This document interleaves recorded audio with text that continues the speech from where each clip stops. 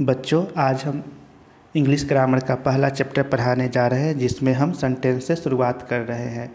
तो सबसे पहले हम जानेंगे सेंटेंस होता क्या है। तो सेंटेंस SENTENCE सेंटेंस मीन्स होता है वाक्य। तो सेंटेंस का परिभाषा है शब्दों का ऐसा समूह जो व्याकरण के नियमों के अनुसार क्रमबद्ध हो सेंटेंस कहलाता है। जैसे मोहन आम खाता है, तो मोहन इट्स ए मैंगो। इसमें मोहन क्या है, मोहन करता है, ये हो गया सब्जेक्ट। उसके बाद ये हो गया वर्ब और तीसरा हो गया ऑब्जेक्ट। तो ये ट्रांसलेशन बनाने का ये नियम ही होता है, subject plus verb plus object.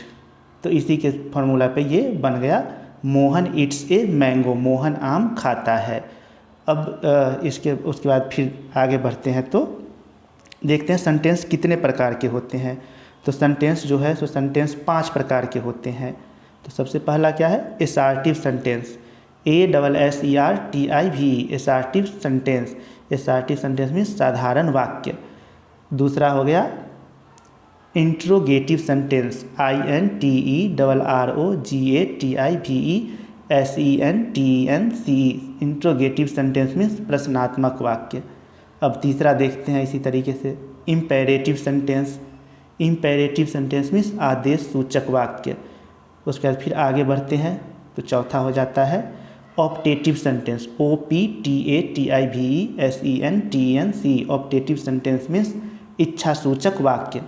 फिर अगला 5वां हो जाता है exclamatory sentence, EXCLAMATORYSENTENCE exclamatory sentence means विस्मयादिबोधक वाक्य।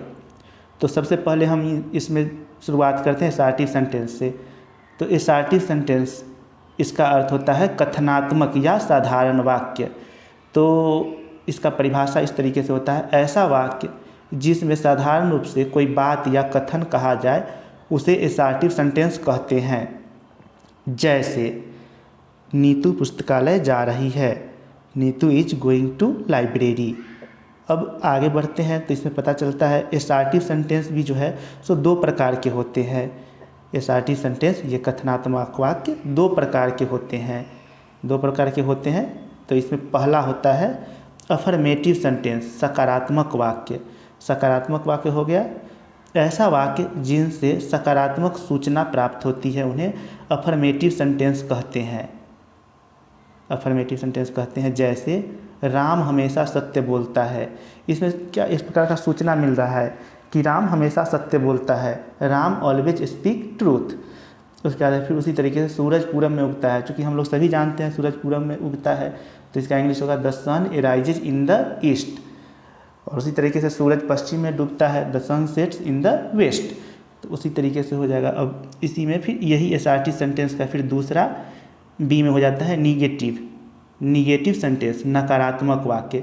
कैसे कहते हैं, जैसे इसका परिभाषा इस तरीके से होगा वैसा वाक्य जिनसे नकारात्मक सूचना मिलती है उन्हें निगेटिव सेंटेंस कहते हैं। जैसे हो जाएगा यहाँ वह यहाँ नहीं खेलता है, he does not play here. फिर उसका अगला एग्जाम्पल हो जाएगा मोहन एक तेज लड़का नहीं है, Mohan is not an intelligent boy. उसी तरीके से होगा राम स्कूल नहीं जा रहा है, Ram is not going to school. अब उसी तरीके से फिर आगे बढ़ते हैं। तो इसमें जो है सो ये एक्सेप्शनल केस में जैसे होता है, जैसे साधारण वाक्य के निगेटिव सेंटेंस में do not, does not, can not, could not, never आदि शब्दों का प्रयोग किया जाता है। जैसे हो जाएगा, जैसे इसके ऊपर में एग्जाम्पल में दिखाए हुए हैं।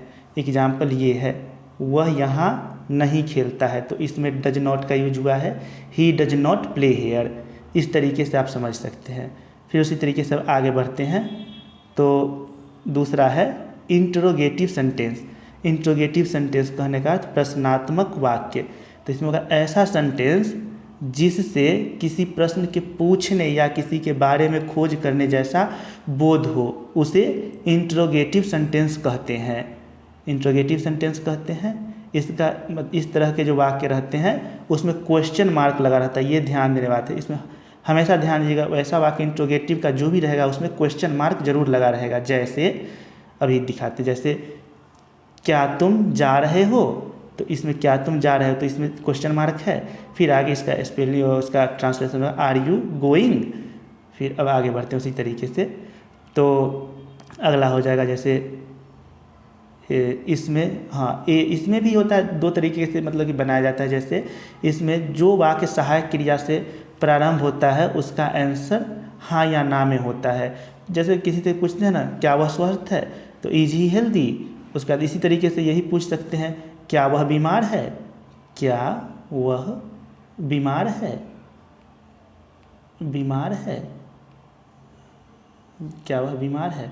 दोस्तों ये फर्स्ट टाइम पढ़ा है तो थोड़ा सा गलत हो रहा है। तो इसमें हो जाएगा इज ही इल, ऐसे हो जाएगा। इसमें भी क्वेश्चन मार्क हो जाएगा। तो ऐसे इसी तरीके से बना देंगे इज ही इल। अब देखिए अब दूसरा हो जाता है उसी तरीके से, और दूसरा बी वाले में हो जाता है जैसे इसमें जो वाक्य प्रश्नवाचक शब्दों से प्रारंभ होते हैं उसमें किसी तथ्य की खोज की जाती है, तथ्य की खोज की जाती है। जैसे तुम्हारे भाई का नाम क्या है, तो what is your brother name. तो इसमें भी दोस्तों इस देखने वाली बात है बच्चों इसमें कि ये भी इंट्रोगेटिव सेंटेंस ही है। पहला होता है उसमें हाँ या ना में आंसर होता है तो वो भी इंट्रोगेटिव सेंटेंस। जनरली जानने के लिए हम ये देख सकते हैं कि ऐसे वाक्यों में क्वेश्चन मार्क रहता है, तो क्वेश्चन मार्क देखते ही आप लोग समझ जाएंगे ये इंट्रोगेटिव सेंटेंस है।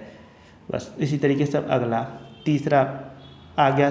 तीसरा होता है इम्पेरेटिव सेंटेंस। इम्पेरेटिव सेंटेंस होता है IMPERATIVESENTENC। इम्पेरेटिव सेंटेंस मीन्स आज्ञा सूचक वाक्य। ऐसा वाक्य जिसमें आज्ञा, सलाह, सुझाव, प्रार्थना आदि का बोध हो उसे इम्पेरेटिव सेंटेंस कहते हैं। अब इसका एग्जाम्पल देखते हैं। जैसे वहाँ जाओ, वहाँ जाओ तो हो जाएगा इसका गो देयर। इसमें क्या है वहाँ जाओ, जैसे हम किसी को कह रहे हैं वहाँ जाओ, एक प्रकार का ये ऑर्डर देने का बोध होता है। तो इसमें आज्ञा का बोध हो रहा है, यहाँ लिख दिए हैं ब्रैकेट में आज्ञा का बोध हो रहा है। उसी तरीके से अगला देखें कृपया दरवाज़ा बंद कीजिए। तो इसमें कैसे पोलाइटली कह रहे हैं, तो हो जाएगा प्लीज़ शट द डोर। कहने का ये हम रिक्वेस्ट कर रहे हैं। जैसे आपसे कहें जो कृपया दरवाज़ा बंद कीजिए तो हम रिक्वेस्ट कर रहे हैं, अनुरोध कह रहे हैं। तो इसलिए इस साइड में लिखते हैं। इस तरीके का वाक्य जो है सो इम्पेरेटिव सेंटेंस कहलाता है। फिर उसी तरीके से आगे देखिए अगला हो जाएगा धूम्रपान मत कीजिए। जैसे मान लो किसी को कोई धूम्रपान करता है, खांसी होता है तो उसमें डांट दिया जाता है धूम्रपान मत कीजिए, तो डोंट स्मोक।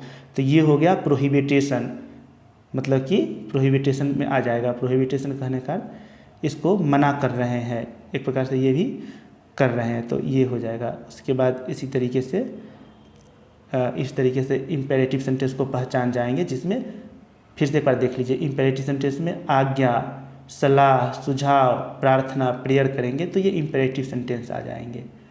अब आगे बढ़ते हैं। तो अगला है ऑप्टेटिव सेंटेंस। ऑप्टेटिव सेंटेंस का अर्थ होता है कामना सूचक वाक्य।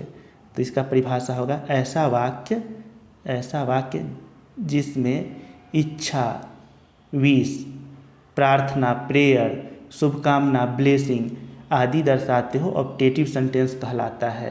तो यह देखिए ऑप्टेटिव सेंटेंस इंग्लिश में ऐसे वाक्य विश या में से प्रारंभ होते हैं। तो ये हमेशा ध्यान दीजिएगा क्योंकि बच्चे नहीं पहचान पाते इम्पेरेटिव और ऑप्टेटिव में। तो यहाँ हमेशा ये चीज़ का ध्यान दीजिएगा, अधिकतर वाक्यों में इंग्लिश में ऑप्टेटिव सेंटेंस जो भी स्टार्ट होता है तो उसमें विश या में से प्रारंभ होता है।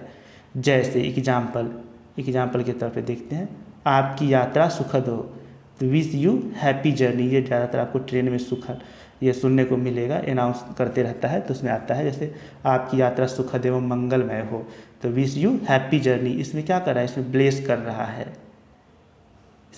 रहा है, अब देखिए अब आगे उसी तरीके से फिर आगे देखेंगे भगवान तुम पर दया करे, may God have mercy on you. तो इसमें हम किसी पे भगवान से कहेंगे तो भगवान से तो प्रार्थना ही करेंगे, तो इसमें प्रेयर की भावना आ रही है। तो ये भी ऑप्टेटिव सेंटेंस का एग्जाम्पल है। अब देखिए अब किसी को हम कहते हैं कोई हमारे पैर छूता है तो क्या कहते हैं मे यू लिव लॉन्ग। कहने का अर्थ हम विश करते हैं, मतलब कि इच्छा करते हैं कि आप दीर्घायु हो, काफ़ी लंबे उम्र तक जिंदा रहे, ये करते हैं। अब देखिए हो गया इस तरीके से। पाँचवा वाक्य हो जाता है। पाँचवा क्या होता है exclamatory sentence, EXCLAMATORY SENTENC sentence, मतलब विस्मयादिबोधक वाक्य। तो इसका अर्थ इसका परिभाषा इस तरीके से है, ऐसा वाक्य जो अचानक आए हुए विचार या भावना को प्रकट करे, एक्सक्लामेटरी सेंटेंस कहलाता है। जैसे ये होगा जिसमें मान लीजिए अचानक से हम कहीं गए और हमारे विचार या भावना को जो प्रकट करता है तो वो एक्सक्लामेटरी सेंटेंस कहलाता है।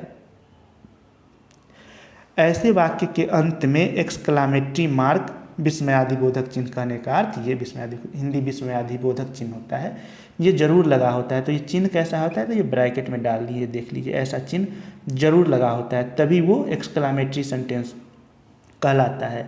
अब देखिए इसका जैसे होता कैसे है, एग्जाम्पल में जैसे उफ भूकंप में कई लोग मरे, तो एक प्रकार से हम लोग दुख व्यक्त करते हैं जो भूकंप में काफ़ी व्यक्ति मर गए। तो इसमें यहाँ ध्यान दीजिए, यहाँ पे उफ के बाद एक्सक्लामेटरी सेंटेंस, वो एक्सक्लामेटरी मार्क लगा हुआ है, उसके बाद भूकंप में कई लोग मरे। तो इसका इंग्लिश ट्रांसलेशन करेंगे तो इस तरीके से होगा, alas many people died in the earthquake. तो इसमें देख रहे हैं, इसमें मार्क्स जरूर लगा हुआ है। फिर उसी तरीके से आगे बढ़ेंगे, एक और एग्जाम्पल देख लेते हैं।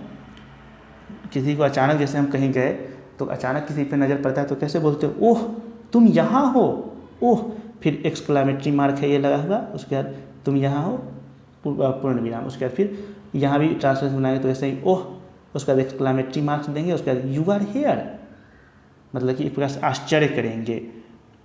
अब आगे बढ़ते हैं तो फिर इसका कुछ एग्जाम्पल देख लेते हैं। कुछ वाक्य जैसे इस एक्सक्लामेटरी सेंटेंस में कुछ वाक्य ऐसे भी होते हैं जिसमें व्हाट तथा हाउ का प्रयोग करके भी विस्मयादिबोधक बनाते हैं, एक्सक्लामेटरी सेंटेंस बनाते हैं, लेकिन उसमें वही है कि लास्ट में एक्सक्लामेटरी मार्क, एक्सक्लामेशन मार्क्स जो होता है वो ज़रूर होता है। तो ऐसे वाक्य जो होता है वो सहायक क्रिया एक्जुलरी वर्ब के अंत में एक्सक्लामेशन मार्क लगाते हैं।